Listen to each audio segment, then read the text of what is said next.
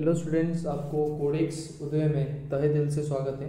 तो मैं मेरे फंक्शन के सीरीज़ को ही कंटिन्यू करने जा रहा हूँ। तो पिछले वीडियो में हमने डिस्कस किया था स्कोप ऑफ ए फंक्शन क्या होता है, और हमने देखा था ग्लोबल कीवर्ड क्या होता है। एंड मैंने ग्लोबल कीवर्ड के लिए एक सेपरेट वीडियो भी डाला था जिसमें मैंने ग्लोबल कीवर्ड को स्टार्टिंग से लेके एंड तक सारा पॉइंट्स बता दिया था।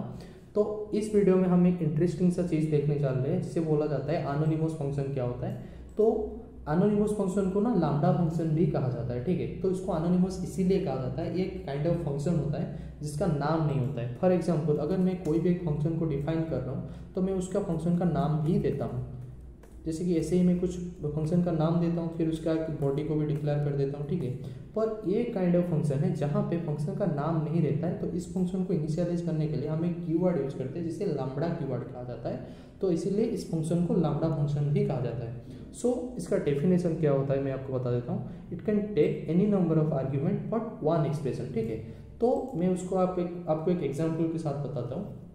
लेट सपोज मैं एक ऑब्जेक्ट लिखता हूँ, ऑब्जेक्ट मतलब कोई भी एक वेरिएबल लेता हूँ, फिर मैं उसको लैम्डा लिखता हूँ। लैम्डा लिखने के बाद it can take any number of argument. It means कि मैं उसके आर्ग्यूमेंट में कुछ भी नंबर का आर्ग्यूमेंट दे सकता हूँ। Let suppose x, y, z, v दे देता हूँ। फिर but it can take only one expression. इसका मतलब हम जैसे आर्ग्यूमेंट कैसे पास कर रहे हैं, x, y, z, v, okay. पर एक्सप्रेशन को हम ऐसे नहीं ले सकते, वो एक्सप्रेशन 1, एक्सप्रेशन 2, एक्सप्रेशन 3, ऐसा नहीं।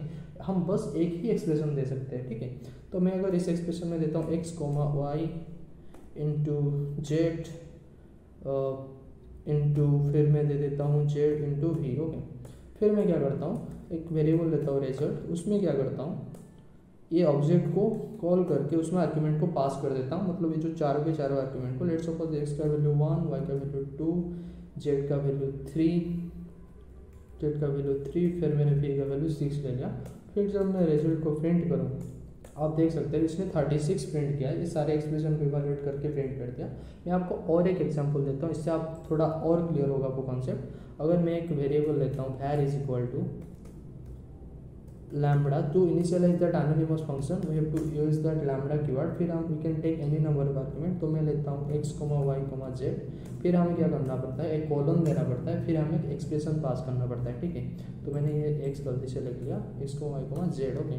तो मैं एक एक्सप्रेशन देता हूँ, let suppose x minus y, ठीक है। x माइनस वाई देने के बाद अगर मैं एक रिजल्ट नाम का एक वेरिएबल क्रिएट करता हूँ, ठीक है, उसमें मैं var को कॉल करके, देखो यहाँ पे एक्सप्रेशन में दो ही वेरिएबल यूज हुआ है। इसका मतलब ये नहीं कि हम जब वो वेरिएबल में आर्ग्यूमेंट्स पास करेंगे हम दो ही पास करेंगे। मैं आपको पहले दो वेरिएबल पास करके दिखाता हूँ, वो कुछ एरर आपको थ्रो करेगा, ठीक है। देखिए जब मैंने किया, इसने क्या बोल रहा है, lambda is missing on required positional argument z। इसका मतलब आपका एक्सप्रेशन में कोई भी आर्ग्यूमेंट यूज हो सकता है, ठीक है। पर हम जब पास करेंगे जितना आर्ग्यूमेंट होगा हमें उतना ही वैल्यूज को पास करना पड़ेगा। तो मैं और एक वैल्यू पास कर देता हूँ 2। उसके बाद जब हम रन करेंगे तो उसने 2 और 3 को माइनस किया, 2 माइनस 3 किया, -1 दिया, ठीक है। तो इसी तरह से हम लैम्डा फंक्शन को यूज करते हैं। एंड हम लैम्डा फंक्शन को कंडीशन भी इसमें पास करते हैं। मतलब एक्सप्रेशन का मतलब ये नहीं कि हम बस लाइक अरिथमेटिक एक्सप्रेशन ही कर सकते, हम कंडीशनल एक्सप्रेशन भी पास कर सकते हैं। तो मैं एक करता हूँ कि एक पर्सन एलिजिबल है या नहीं वोटिंग के लिए, मैं उसके लिए एक कोड बना देता हूँ, ठीक है। ये काइंड ऑफ वोटिंग का एक एग्जाम्पल भी हो जाएगा। तो लेट सपोज मैं एज नाम का एक वेरिएबल लेता हूँ, उसमें यूजर से मांगता हूँ int input enter your age, okay. फिर मैं क्या करता हूँ, देखो इसका मतलब आपको पता ही होगा, हम इनपुट से यूजर से कोई भी एक स्ट्रिंग वेरिएबल ले सकते हैं, फिर हम इंट से इसका टाइप कन्वर्जन करते हैं, ठीक है। तो अगर टाइप कन्वर्जन क्या होता है आपको मालूम नहीं होगा तो आप मुझे कमेंट में बता सकते हैं, मैं इसके लिए भी एक वीडियो डाल दूंगा यूट्यूब में, ठीक है।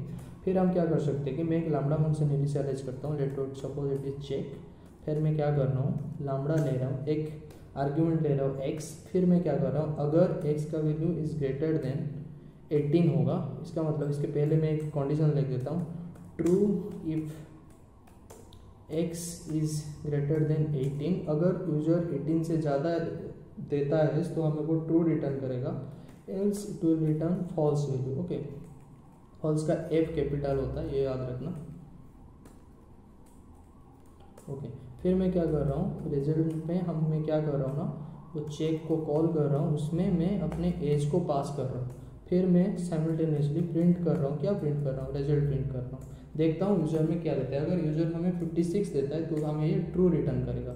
वैसे ही अगर मैं फिर से इसे रन करता हूँ एंड यूज़र अगर यहाँ पे 5 देता है तो हमें ये फॉल्स रिटर्न करेगा। इसका मतलब हम कंडीशन, हम लैम्ब्डा में एज ए एक्सप्रेशन हमें कंडीशन को भी पास कर सकते हैं। तो यही होता है लैम्ब्डा फंक्शन, जिसमें कोई भी नाम नहीं होता।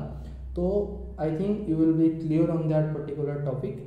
अगर आपको ये वीडियो अच्छा लगा है, आप आपके दोस्तों के साथ शेयर कर सकते हैं, मेरे चैनल को सब्सक्राइब कर सकते हैं, लाइक भी कर सकते हैं मेरे वीडियो को। अगर आपको कोई भी टॉपिक में वीडियो चाहिए आप इसे कमेंट में भी बता सकते हैं, या फिर आपको कोई भी डाउट है आप कमेंट में बताइए। मैं 100% ट्राई करूँगा आपको वो डाउट क्लियर करने के लिए।